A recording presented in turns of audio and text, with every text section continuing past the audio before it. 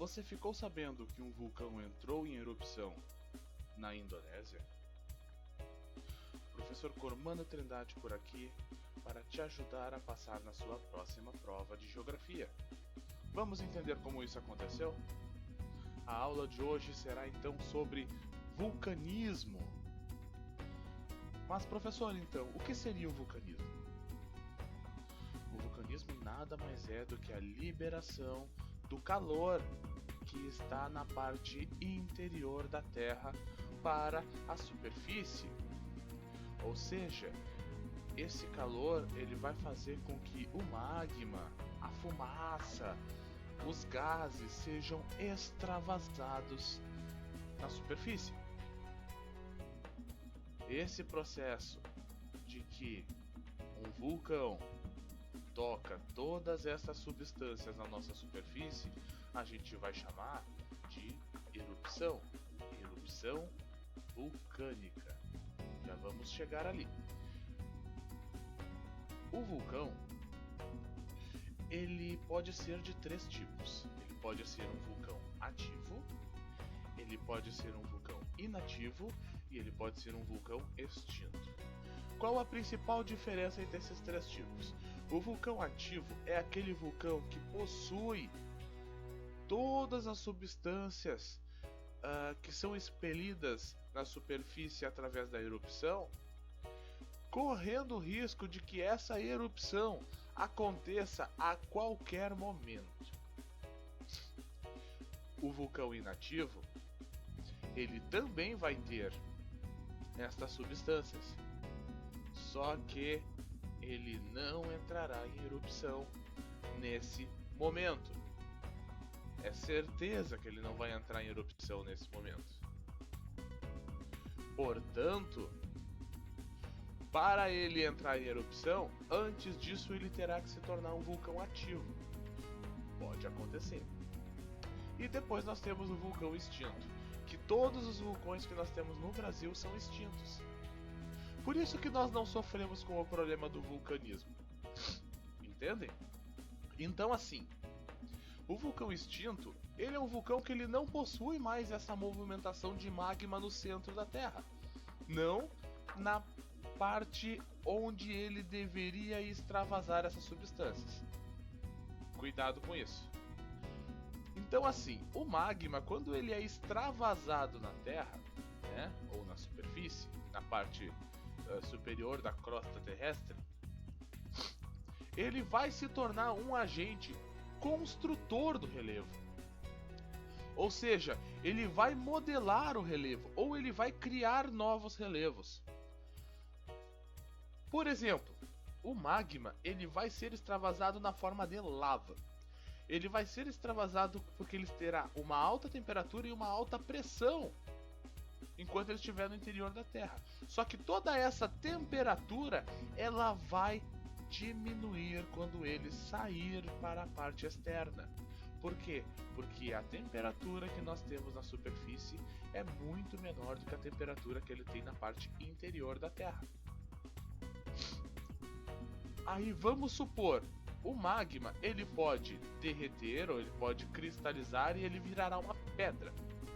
Essa pedra é uma rocha que a gente vai chamar de rocha ígnea, que também pode ser chamada de rocha magmática. Ígnea vem de ignis, que significa fogo, magmática vem de magma, então tudo tem relação. Essas substâncias que estão junto com este magma, né, que compõem esse magma, ao serem resfriados, eles podem se alocar junto com uma placa tectônica, e aí daria origem a um novo território. Se for de tamanho suficiente para se manter na superfície, obviamente. Hoje existem ilhas no nosso planeta que foram constituídas através de uma erupção vulcânica. Como ele pode alterar a forma do relevo? Mas aí vocês pensam, por que tem tanta gente morando na beira de um vulcão? Não é perigoso? As pessoas não podem morrer? Podem. É perigoso. Mas também você tem que analisar a situação por uma outra perspectiva.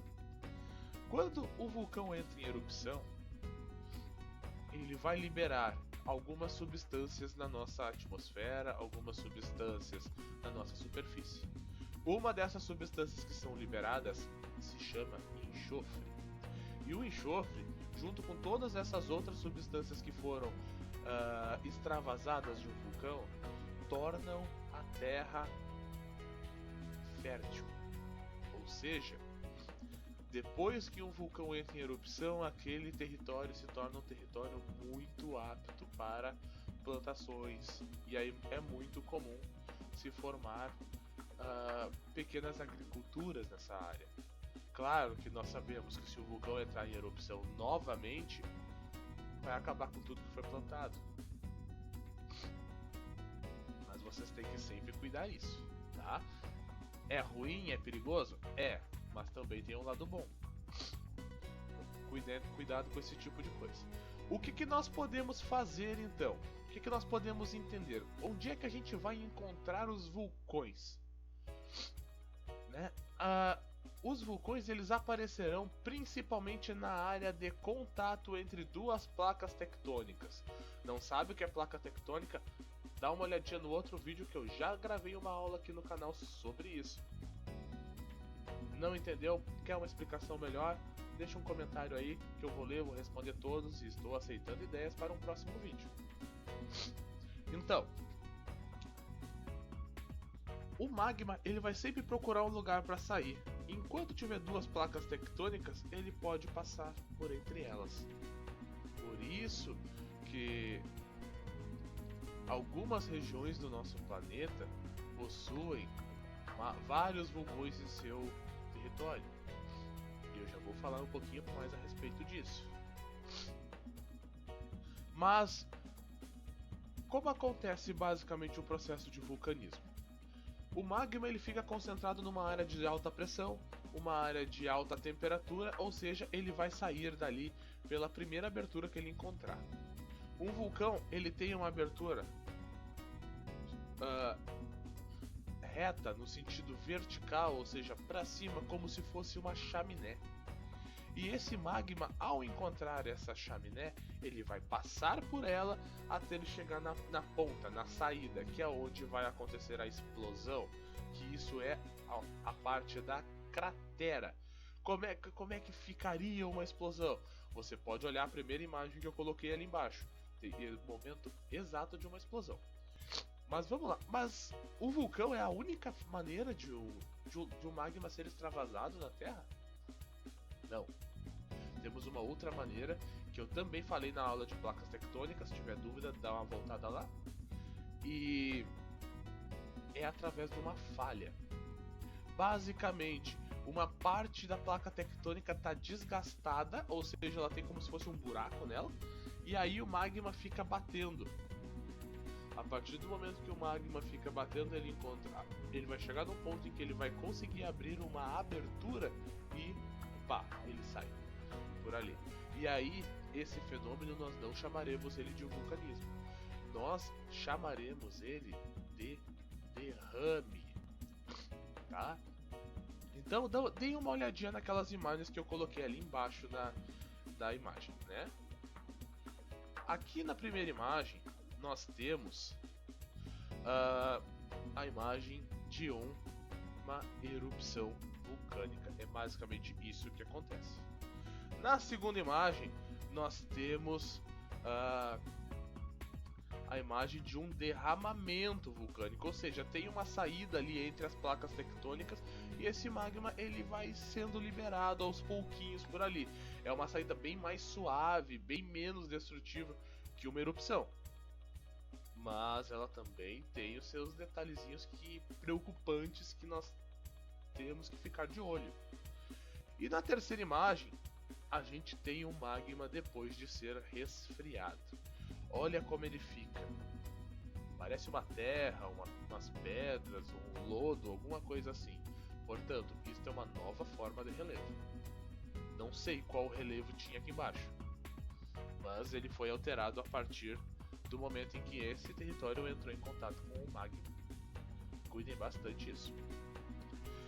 Tá, e o que aconteceu basicamente na Indonésia? A Indonésia, ela é um país que tem 127 vulcões ativos, né? E um deles entrou em erupção, que é o Anak Krakatau, também pode ser chamado de Anak Krakatoa. Se eu pronunciei errado, me corrijam aí nos comentários, eu estou aceitando críticas construtivas também. Quando aconteceu essa explosão, essa erupção desse vulcão, as substâncias extravasadas por esse vulcão atingiram 500 metros de altitude.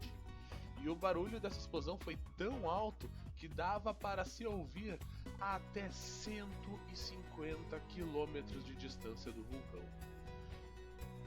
Mas como que pode? O Brasil não tem nenhum vulcão ativo e a Indonésia, que é um país bem menor, tem 127.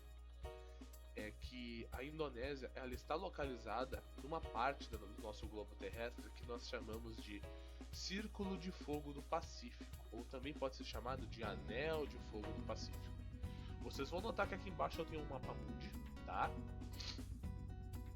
E nesse mapa mundi eu tenho o Oceano Pacífico como parte central desse mapa, tá?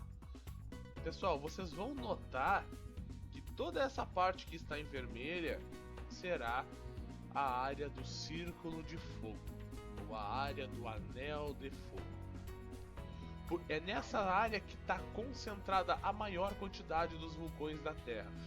Mais de 60% dos vulcões do nosso planeta estão nessa área pintada em vermelho. Mas por que tem tanto vulcão apenas nessa área? Ou seja, nas bordas do Oceano Pacífico. Porque é nesta área que está concentrada a maior parte de contato entre duas ou mais placas tectônicas. Vocês vão perceber, a Indonésia está mais ou menos aqui. E o Japão, que eu falei na aula de placas tectônicas, está mais ou menos aqui. Tá? Então vamos cuidar desses detalhezinhos aí, são muito importantes e podem ser bastante referentes na sua prova. Seja ela de sexto ano, sétimo, oitavo, nono, seja ela de ensino médio, seja ela se vocês quiserem estar prestando vestibular para entrar numa escola técnica. Cuidem bastante. Agentes construtores do relevo são muito requisitados em provas de geografia. Então, pessoal, essa foi a aula sobre vulcanismo. Espero que todos tenham gostado, espero que todos tenham aprendido. Se tiver alguma dúvida, deixa aí embaixo nos comentários. Curte esse vídeo, compartilha esse vídeo. Se não for inscrito no canal, se inscreve. Dá uma força pro professor. Se puder, clica no sininho ali para você receberem a notificação da próxima videoaula que eu vou soltar no canal.